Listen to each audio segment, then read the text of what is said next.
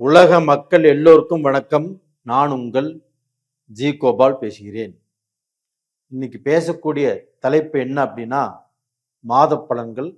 மாத பலன்கள் வரிசையில் ஏப்ரல் மாத பலன்கள் துலாம் ராசிக்காரர்களுக்கு எப்படி இருக்கும், இதை பற்றி தான் இந்த வீடியோவில் தெளிவாக பேச போகிறோம்.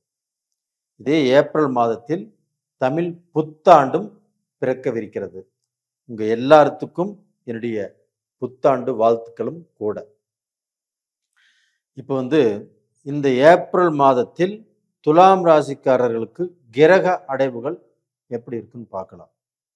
அதாவது 5ஆம் இடத்தில் ராகு பகவான், துலாம் ராசிக்கு 6ஆம் இடத்தில் மீனத்தில் சனி பகவான், செவ்வாய் பகவான், சூரிய பகவான், புதன் பகவான், 4 கிரகங்களும் துலாம் ராசிக்கு 6ஆம் இடத்தில், 7ஆம் இடத்தில் சுக்கிரன் மேசத்தில், அது போக 9ஆம் இடத்தில் குரு பகவான், 11ஆம் இடத்தில் கேது பகவான்.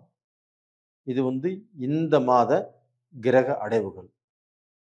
இது துலாம் ராசிக்காரங்களுக்கு எப்படி இருக்கும் அப்படின்னா, துலாம் ராசிக்காரங்களுக்கு அவங்களுடைய ராசி அதிபதி சுக்கிர பகவான். அந்த சுக்கிர பகவான் ஆப்பட்டது அவங்களுடைய ராசிக்கு 7ஆம் இடத்தில் சுக்கிர பகவான் இருக்கிறாங்க. அப்ப அந்த சுக்கிர பகவான் 7ஆம் இடத்துல இருந்து 7ஆம் பார்வையாக அதே சுக்கிர பகவானுடைய வீட்டையே பார்க்கிறாங்க.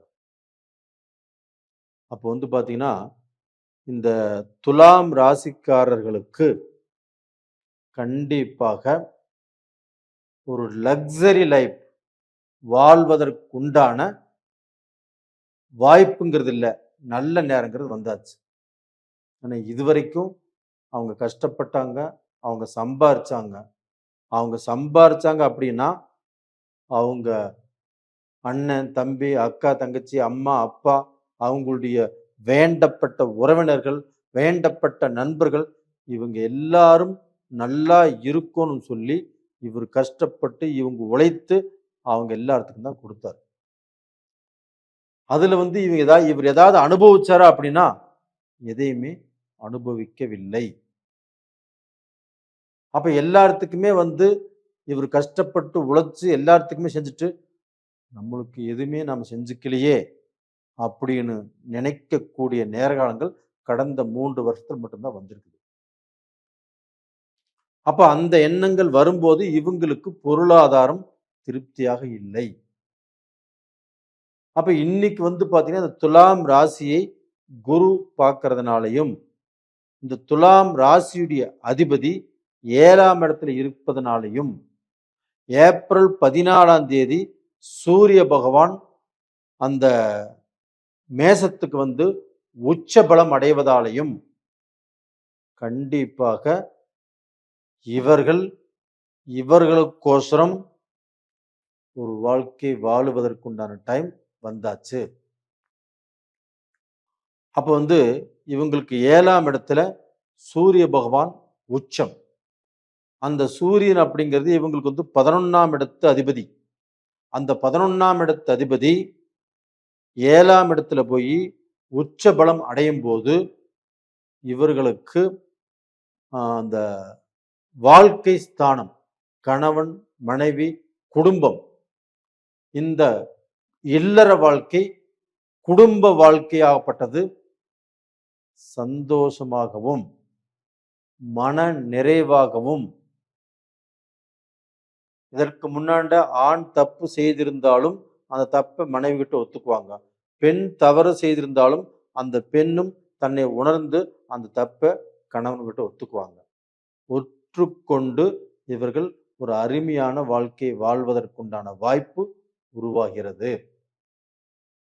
அதுபோக அந்த சுக்கிர பகவான் ஆப்பட்டது ஏப்ரல் 20ஆம் தேதி இவங்களுடைய ராசிக்கு 8ஆம் இடத்துக்கு வர்றாங்க. அந்த 8ஆம் இடத்துல சுக்கிர பகவான் ஆட்சி. அப்ப அந்த சுக்கிர பகவான் ஆட்சியாக இருக்கிறதுனால கண்டிப்பாக இவர்கள் ஒரு லக்ஸரி லைஃப், அதாவது ஒரு நல்ல வீடு கட்டுவாங்க, நல்ல வீட்டை வாங்குவாங்க, இல்லைன்னா வந்து பார்த்தீங்கன்னா, இவங்களுக்கு ஏதாவது ரூபத்துல அந்த சூரிய பகவான் உச்சமாக இருக்கிறதுனால, வேலையில ப்ரமோஷன் கிடைக்கும். வேலையில இருந்த அந்த பளு, அந்த டென்ஷன் இவங்களுக்கு குறையும். 2வது பார்த்தீங்கன்னா, இவங்களுக்கு 6ஆம் இடத்துல சனி பகவான். இந்த 6ஆம் இடத்தில் இருக்கக்கூடிய சனி பகவான், இவங்களுக்கு குருவுடைய வீட்ல இந்த சனி பகவான் இருக்கிறாங்க. அதே குரு பகவான் 5ஆம் பார்வையாக துலாம் ராசியை பார்க்குறாங்க. அப்ப டோட்டலா பார்த்தீங்கன்னா, இந்த ராசியை குரு பார்ப்பதும் யோகம். 6ஆம் இடத்தில் குருவுடைய வீட்டில் சனி பகவான் இருப்பதும் இவங்களுக்கு அற்புதமான யோகம். அப்ப இவங்க வந்து புதிதாக ஒரு தொழில் ஆரம்பிக்கணும்னு நினைச்சாலும் தாராளமாக ஆரம்பிக்கலாம். அது போக இவங்க ரொம்ப நாளாக நினைச்சிட்டு இருந்த ஒரு வியாபாரமோ, ஒரு பிஸ்னஸோ பண்ணணும்னு நினைச்சாலும் பண்ணலாம். அதுபோக இவங்க செய்யக்கூடிய பிஸ்னஸை டெவலப் பண்ணணுமா பண்ணலாம். இப்போ இங்கே ஒரு பிரான்ச் இருக்குது, இன்னொரு பிரான்ச் இன்னொரு இடத்துல ஓப்பன் பண்ணணும்னு நினைச்சாலும் தாராளமாக செய்யலாம். அதற்குண்டான வாய்ப்புகள் இப்போ உங்களுக்கு வந்து நெருங்கி வந்துட்டு இருக்குது. இந்த ஏப்ரல் மாதம் குரு பகவானும் உங்களுக்கு 9ஆம் இடத்தில் இருப்பதாலும், பாக்யஸ்தானத்தில் குரு பகவான் இருப்பதாலும், அந்த குரு பகவான் உங்களுடைய ராசியவே பார்ப்பதாலும் தாராளமாக இவங்களுடைய வாழ்க்கையே, அதாவது பொருளாதாரத்தை டெவலப் பண்ண எந்த முயற்சி வேணாலும் எடுத்துக்கலாம்.